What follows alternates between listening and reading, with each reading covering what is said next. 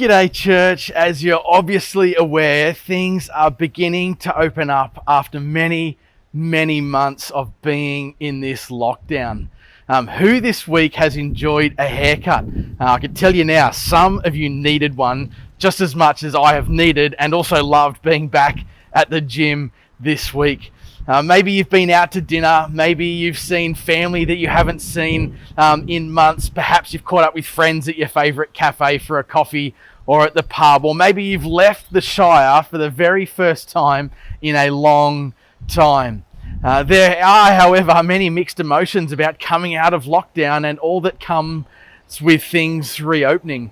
Our schedules are beginning to be repopulated with events and sport or family commitments and celebrations. It's somewhat bittersweet as we let go of some of the slowness of the last season and begin to re-engage with new or perhaps previous rhythms of life. One thing is for certain though, we are chomping at the bit to welcome everyone back together to be the church in person.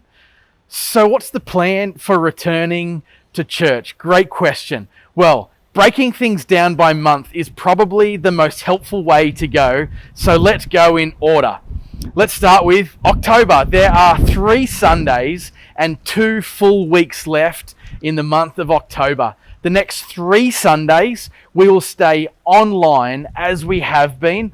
So too our midweek Bible encounter and prayer gathering will stay the same. This Sunday, Mike Miko is bringing a reflection on the fruit of goodness. The following Sunday, the 24th, we'll take communion together as a community on Zoom, and I'll bring a word on hope in our reflection.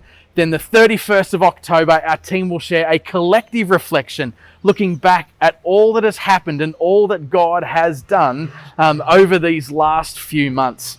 Not only that, but we will also be our very last Sunday before we can meet together again. That's right, Sunday, the 7th of November. Put it in your diary now. We are super excited to be able to welcome everybody back here together for church in person, gathered as a community for the first time since the end of June. Here's the plan. For the 4 weeks of November, from the 7th, we are hoping, weather permitting, it's a windy day today, to gather outside in the church car park. The emphasis for these 4 weeks is reconnecting as a community after being apart for so long. We'll have a barbecue, bacon and egg rolls each week.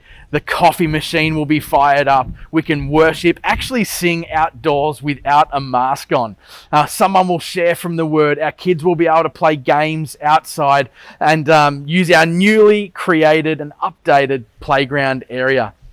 Our decision to gather outdoors for November is to establish a safe and welcoming environment as possible to make gathering in a large group again as seamless as we can for everyone.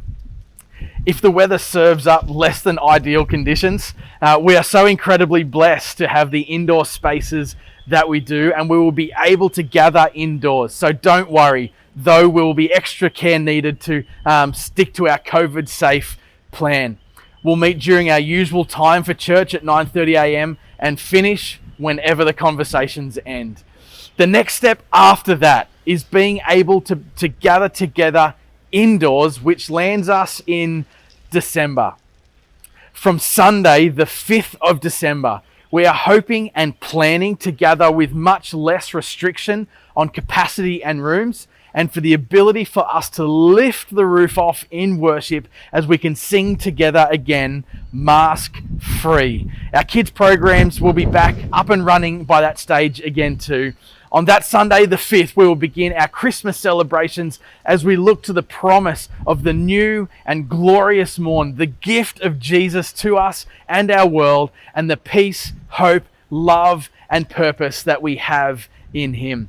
It will be a true gift to be able to be together, to share in Christmas together, to give, to serve our neighbours, and to worship the King as a family. So to summarize, in November, we gather, we eat, we connect, we share around the Word, and we focus on reconnecting as a community. In December, we are in celebration mode, celebrating Christmas, celebrating Jesus, celebrating hope, celebrating the dawn of the new and glorious morn that is always before us in God's kingdom. Lots has changed this year, but this remains, that we are called to love God and love others. Against these, there is no restriction, there is no law, there is no limit. We will continue to worship Him, to serve others, to be transformed into the likeness of His Son and be about His mission in the world.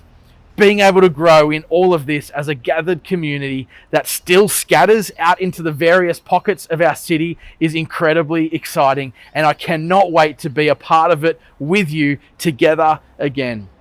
Before I leave you though, the feedback that we received from our Return to Church survey was incredibly insightful and helpful. In fact, it was instrumental in how we shaped our decisions to return to gathering together. So I am so grateful for your passion, your desire, your hunger for Jesus, and the health and mission of His church here at Kingsway. Not only was your feedback incredibly helpful, it enabled us to identify some important questions that appeared to be common to many people. Next week, we will release a frequently asked questions resource that will bring a lot of clarity to topics such as vaccination, expectations, COVID-safe plans, and what we can and can't do when we meet together again. So look out for that. We are so confident that the Lord is leading us again through this time of change. It is no doubt that He loves His church and every one of us with an irresistible love, so much so that He gave Jesus, His one and only Son, that we may know His love and His welcome and be partakers in the rich and glorious life that abounds in His kingdom. So until the 5th of November, stay connected online, and we cannot wait to see you in person right here at church in just 3 short weeks' time. Well, be blessed, friends. Have a great weekend. Can't wait to see you soon.